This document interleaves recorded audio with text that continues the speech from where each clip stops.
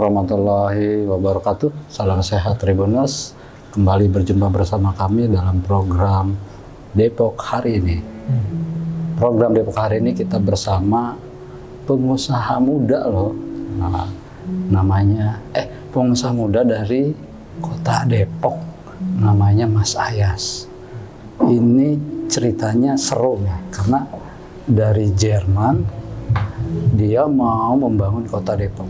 Nah, kita tanya-tanya nih, bagaimana cerita dia di Jerman sehingga mau membangun Kota Depok. Gimana Mas, saya sehat? Sehat, alhamdulillah sehat. Aduh, ini pengusaha muda kita dari Kota Depok nih. Beliau berusia 29 tahun ya? Betul, tahun ini. Tahun ini? Tahun ini. Nama lengkapnya siapa sih? Nama lengkap saya Muhammad Ayasi. Lahir di Depok, orang Depok asli. Bulan Gitu. Tanggal 20 Maret 1996. Orang tua? Orang tua dari orang Jawa, dari Semarang keduanya. Oh gitu. Tapi tinggal di Depok tuh dari tahun 1995. Kebetulan ibu saya dulu kuliahnya di UI. Di UI, Arsitek UI. Mas Ayas bisa diceritakan nggak kenapa sih dari Depok ke Jerman, terus dari Jerman kembali lagi ke Depok membangun Kota Depok lah? Jadi gini, kan dulu saya SMA 3 di Depok. Iya. Nah, terus abis itu kan saya pikir saya bakal kuliah di UI. Tapi ternyata waktu itu ada kesempatan untuk kuliah mandiri di Jerman. Karena memang kuliah di Jerman itu yang pertama biayanya gratis. Yang kedua, memang waktu itu sedang banyak tren gitu, anak-anak Indonesia gitu, anak-anak SMA untuk kuliah ke luar negeri. Nah, otomatis saya pun tertarik lah mengambil penawaran tersebut. Dan alhamdulillah saya belajar bahasa sendiri, terus dokumentasi administratif sendiri. Alhamdulillah terus berangkat ke Jerman untuk program pre-kuliah, terus setelahnya kuliah, terus habis itu hidup, dan alhamdulillah kemarin baru pulang habis, totalnya 10 tahun lah di Jerman. Di Jerman tuh ngapain aja sih Mas? Awalnya memang kan tujuannya untuk kuliah, tapi selama program perkuliahan itu kita mahasiswa Indonesia tuh banyak seru-serunya, banyak mainnya, banyak kerjanya juga, misalnya bareng-bareng sama teman-teman kerja. Dan itu waktu di Jerman pun semua kerjaan saya jalanin, istilah kata saya pernah misalnya jadi tukang bersih-bersih, saya pernah kerja di perusahaan restoran fast food, pernah juga kerja sebagai pelayan, pernah juga kerja di kantor, dan terakhir saya kerja sebagai akuntan di Jerman. Jadi memang di Jerman itu kan banyak opportunities ya, jadi itu pengalaman kebetulan semuanya saya cobain. Teman saya di Jerman aja bahkan ada yang sampai jadi tukang parkir istilahnya gitu, kerja di toko buku, kerja di yayasan tuh udah biasa, kerja di pabrik juga udah biasa, kurang begitu. Kalau di Jerman itu kuliahnya apa ya?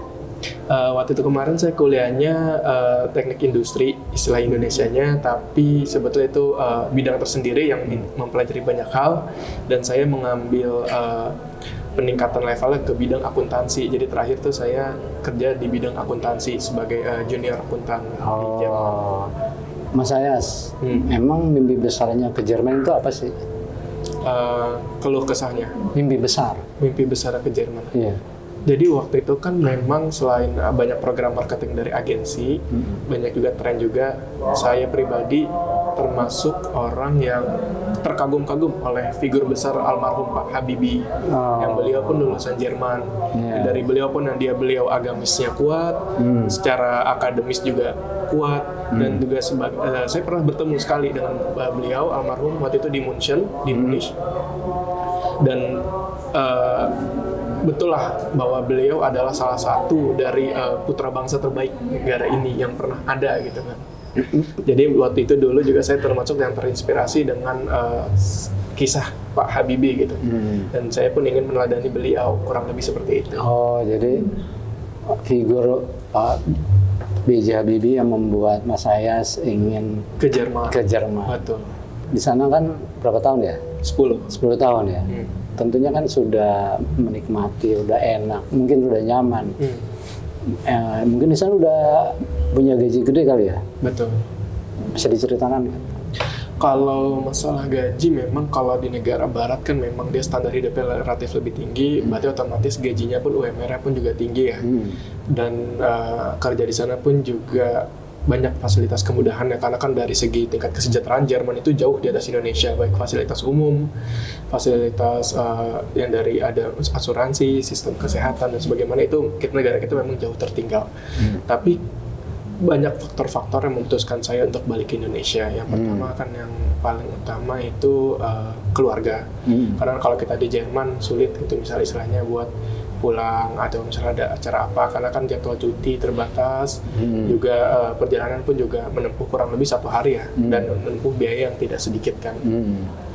Selain keluarga, yang kedua karena saya pulang pun juga ada keinginan untuk berbisnis di bidang travel, karena keluarga saya dari backgroundnya jualan travel juga, umroh terutama, dan saya pun ingin melanjutkan.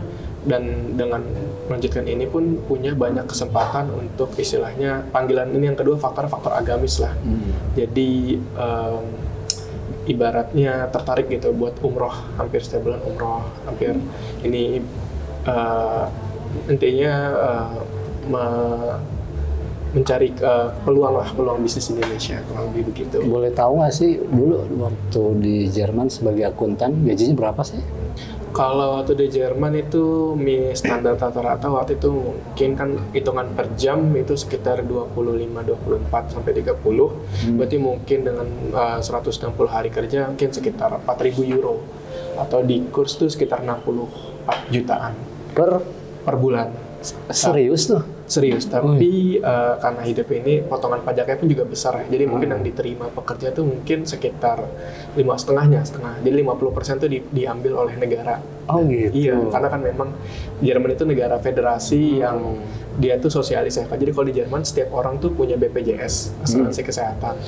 Dan itu jauh lebih modern, jauh lebih mahal dibanding di Indonesia. Jadi otomatis tarikan pajak dari negara pun juga besar, tapi pun yang diterima oleh pekerjanya juga banyak. Jadi transportasi umum yang terhubung misalnya. Yang kedua sistem asuransi kesehatan yang dia tuh netnya tuh besar gitu.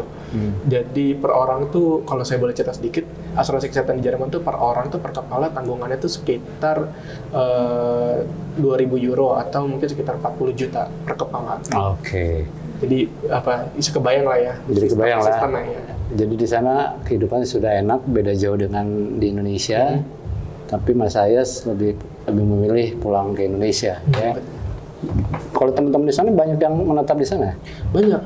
Biasanya kalau orang-orang Indonesia malah paling senengnya tuh ini jalur pernikahan. Jadi kayak nyari pasangan gitu ya. Laki-laki dan orang nyari pasangan yang beda negara, terus nikah gitu, nyari bule-bule hunter lah gitu istilahnya kan, tren-trennya waktu itu. Sekarang juga masih ngetren sih. Tapi nggak tergoda ya?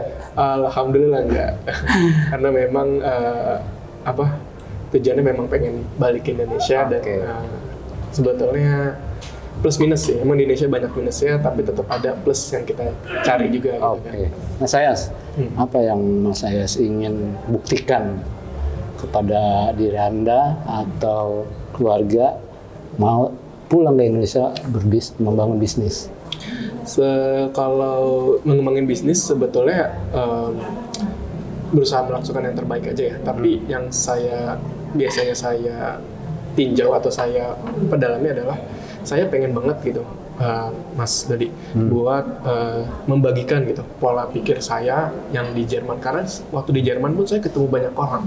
Saya pernah ketemu almarhum B.J. Habibie, saya pernah ketemu konjen atau konsul jenderal. Saya juga ketemu anak bapak ini, anak itu kenalan banyak orang yang saya temui, baik orang Indonesia maupun orang Jerman, presiden perusahaan. Dan saya ingin membagikan pola pikir atau cara pandang atau sesuatu yang baik dari Jerman harus dibawa ke Indonesia gitu, diintegrasikan lah gitu, baik dari hal sederhana misalnya kayak pola pikir atau cara berdiskusi, cara berkomunikasi, sampai kayak misalnya hal-hal yang sangat besar misalnya kayak sistem transportasi. Itu kan sesuatu yang kita pelajarin ya, karena selama kuliah kan kalau saya belajar cuma dari kampus itu rugi sekali ya. Jadi saya belajar juga ngambil banyak hal yang bisa saya pelajari gitu, dari hal-hal sederhana misalnya kayak tata kota sampai hal-hal yang kompleks gitu. Luar biasa, ini baru nih anak muda nih membangun kotanya nih. Jadi mimpi Anda ingin bagaimana ilmu dan pengalaman yang diperoleh di Jerman bisa dibagikan di Indonesia gitu. Betul. Ya. Wah, keren nih. Ini baru nih anak muda yang lokal. Mas Ayas, terima kasih ya. Iya. Download Tribun X sekarang. Menghadirkan lokal menjadi Indonesia.